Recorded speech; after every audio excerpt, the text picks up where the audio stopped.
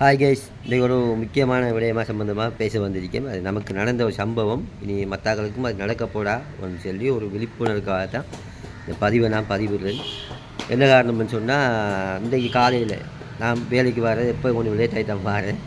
இந்த வகையில் வேலைக்கு போகும்போது ஒரு 10-10:30 மணிக்கு ஒரு சின்ன ஒரு ஹெல்ப் ஒன்று பண்ண வேண்டிய நிலைமை வேண்டி ஏற்படுச்சு. என்னென்னு சொன்னால், நம்மளோட ரிலேஷனில் உள்ள ஆக்கள், ரிலேஷன்ஷிப்பில் உள்ள ஆக்களை பஸ்ஸுக்கு ஏற்றிக்கணும் உடம்பு சொல்றதுக்காக பஸ்ஸுக்கு ஏற்றிட்டு வந்து நான் ஏற்றி வர போக இடையில் நம்ம போக்குவரத்து போலீஸாரால் பிடிச்சி போட்டாங்க.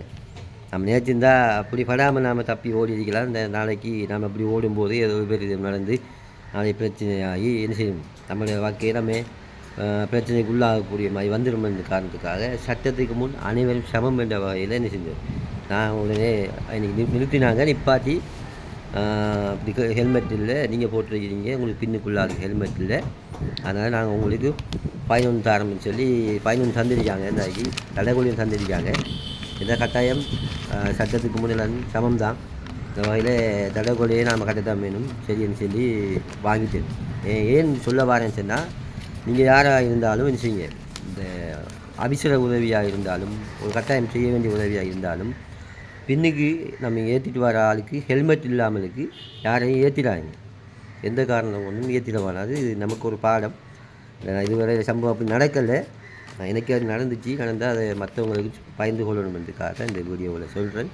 நீங்கள் அப்படியான தவறுகளை செய்ய வேணாது. செஞ்சாலும் நீங்கள் போலீஸாரிலிருந்து தப்பி ஓடிடாமல் சொல்லி அப்படியெல்லாம் நீங்கள் பிளான் பண்ணி வேணாது. அது தவறானது. அப்படி நாங்கள் பிடிச்சி நிப்பாட்டினாங்க சொன்னால் கட்டாயம் நிப்பாட்டி என்ன சொல்லி விளக்கத்தை சொல்லுங்கள், பேசுங்க.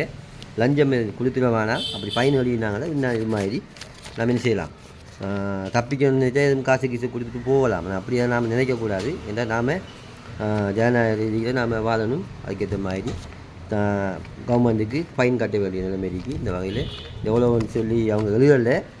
எவ்வளோ பின்னுக்கு ஆளுக்கு ஏற்றிட்டு வந்தால் எவ்வளோ ஃபைன்னு நமக்கு தெரியலை. ஆகவே இப்படியான சம்பவம் உங்களுக்கு நடந்தாலும் நீங்கள் என்ன செய்யுங்க, மற்றவங்களுக்கு இந்த செய்தியை பயந்து கொள்ளுங்கள். அது மட்டும் இல்லாமல் இப்படியான சம்பவங்களை யாரையும் ஹெல்மெட் இல்லாமலுக்கு பின்னுக்கு வாகனத்தில் ஏற்ற வேணாம் அப்படின்னு சொல்லுவதாக என்ற ஒரு விழிப்புணர்வு பதிவாக இது அமைஞ்சிருக்கு.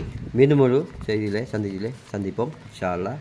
அதுவரையும் வீடியோ பிடிச்சிருந்தால் மற்றவங்களுக்கு ஷேர் பண்ணுங்கள், லைக் பண்ணுங்கள்.